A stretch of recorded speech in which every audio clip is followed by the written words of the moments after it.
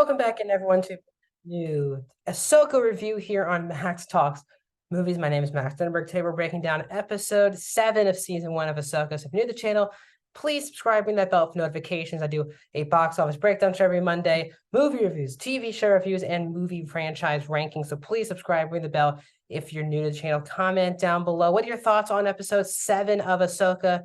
We're down to one more episode of this season, so let me know where you think the show will end. Will there be a season 2, or will this storyline head into the Filoniverse movie? Let me know in the comment section down below. I respond to all the comments, and I love having fun back and forth. Also, please like the video, guys. The thumbs up button. That's how you support this channel. So this was part 7, Dreams and Madness. And while I saw the internet mostly positive, I did see some parts that were kind of negative. I really love this episode, and as I've continually said, this is my best experience for me watching a Disney Plus Star Wars show. Now, yes, if you're new to the channel, I've seen Clone Wars 4 times, seen Rebels nearly 4 times. I adore the Filoni animated shows because that's what I had for Star Wars growing up. And seeing a lot of these characters now brought to live action has been amazing. So I've really enjoyed this ride. So let's break down episode 7. We kick off with this long kind of politics scene with the New Republic, with Hera. We got finally Mon Mothma in the flesh after seeing her in hologram form for the previous couple of weeks. And then Senator Ziono, I think is how you say his name, played by Nelson Lee, who's basically trying to court Hera out of her position as, captain or general of the New Republic.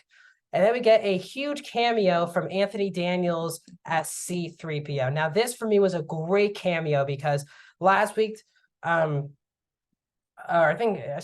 weeks ago, we had a mention of Leia through Captain Teva a couple weeks ago, and now we get another. So I think this made sense. Obviously, I don't think anyone else at the moment wants to see CGI, Photoshop, whatever you call it, of Leia, of Carrie Fisher. I think don't like that idea. So I think the perfect idea was, let's have 3PO represent Leia in the scene. I thought it made a lot of sense. 3PO comes out and you just get chills. They play the old Star Wars music. It's really great. They go into that, Leia did approve of this mission, and you can take it up with her. She's the defense counselor, whatever, of the New Republic. And it was funny when, the senator said it's a mere droid, and Chopper got very mad about that.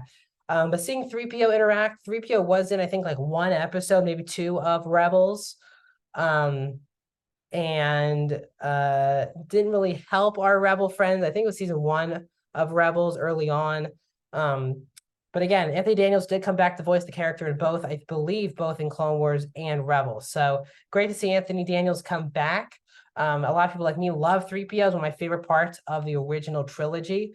So I was going to say, we cut to Ahsoka still, and Huyang still in the mouth of the space whale, of the Purrgil, and Ahsoka is training, and we get another video, a hologram of Anakin, of one of Anakin's, as Ahsoka said, last lesson.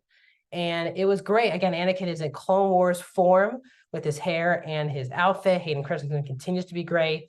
He mentions Grievous, Dooku, and Asajj Ventress, which is very much a cut for Clone Wars fans, as Ventress was Dooku's apprentice in Clone Wars. And Ventress is easily one of the best parts of the Clone Wars TV series. So very cool to see that shout out there. As we move forward, Ahsoka and Huyang are kind of debating. They get out, and Thrawn set up all these traps to blow up any of the Purrgil. So Ahsoka escapes this. She's getting chased down by Thrawn's troopers, but then Thrawn learns through Morgan Ellis, but then Morgan says that it's like an Inquisitor database, that Anakin Skywalker is Ahsoka's master, and Thrawn's like, hold off the attack. Let's let Ahsoka think that she's ahead of it, and she can go anywhere she wants, and we're right behind her. So at this point, we then cut to Sabine with Ezra, with those creatures. They're kind of walking around. Ezra mentions both Zeb, and Sabine kind of recaps the last 9 years of Star Wars main history. She even Ezra says, is the Emperor dead? And Sabine says, that's what people say, of course, kind of alluding to the fact that Emperor is brought back in Rise of Skywalker. We then get into this thing where Ahsoka kind of force senses with Sabine, so she knows where she is. Before Ahsoka comes flying in, we get this really good scene between Balin and Shin, which is basically Balin's like kind of kicks Shin to the curb, basically by saying that Shin's emotional and her drive is for the Empire. And that's not Balin's goal out of anything. And it's not that Balin says it's a bad thing, it's just they're going on two different paths. So Balin leaves her with that one last lesson, and then Shin goes and leaves them after Ahsoka, after Sabine and Ezra. And Balin waits for Balin has a lightsaber duel with Ahsoka. Clearly, Balin's a bit more powerful, maybe, because Ahsoka was not really winning the fight because she got some help, and Ahsoka leaves Balin there. So it's going to be very interesting. I do think the main death on the show of characters who might not make it beyond the show, I think, will be Balin, because I think that for the Filoniverse movie, especially with Moff Gideon dying at the end of Mandalorian season 3, Thrawn should be the villain of the overall Filoniverse movie. So I do think Thrawn will make it off, and I'm very interested to see who else makes it off next week. I assume Ahsoka, Ezra, and Sabine will make it off. It will be interesting to see what happens. We get Zeb and Harry, we get the whole Rebels team back together at the end of the show. That should be very interesting.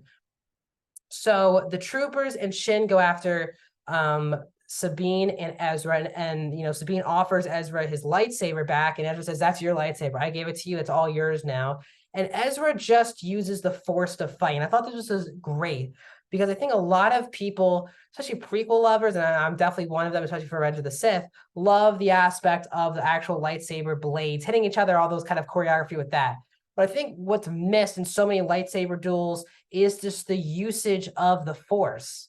And just to see someone, we saw kind of cheer Emway in Rogue One, but just to see someone, no lightsaber, no stick, just use the Force, I thought was really smart, and I really like to see that. At the end, Ahsoka makes it to Sabine and Ezra. Thrawn calls off all the troops as a lot of them are getting killed off. And that's when Morgan kind of like, what are you doing? You're letting all the enemies come back together. And he says, that's one way to look at it. The way I'm looking at it is they're wasting time. Ahsoka, time is not on their side, because as they were all fighting, most of their part of the cargo that Thrawn needs on their ship. And once the cargo's on, Thrawn is out of here. So that's the point that Thrawn was making. We get a really cute moment with, Sabine says, "I thought you were dead," and then Ahsoka says, "Of course, how could I not miss this reunion?" She hugs Ezra. Obviously, they have a big relationship in Rebels. Again, this Sabine and Ahsoka dynamic has been heavily done off screen.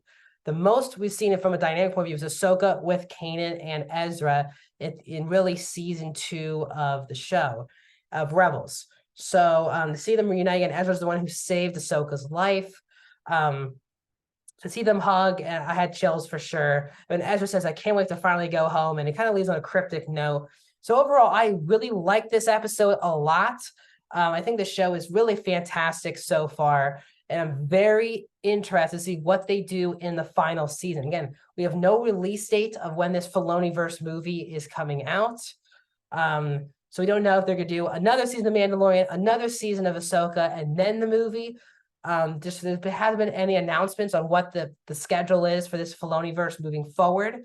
So it kind of leaves us not knowing what's next, who's going to die, will everyone be stranded, will everybody get off this planet at the end of this galaxy at the end of the next week. But I'm Rick Famuyiwa, who's been one of the head executive producers of Mandalorian. He's directed a lot of big episodes of Mandalorian. Will be directing the season finale of this show. So I am very excited for next week. Sadly, only one more week of Ahsoka. So come back here next Wednesday. We'll chat more Ahsoka here on Max Talks Movie.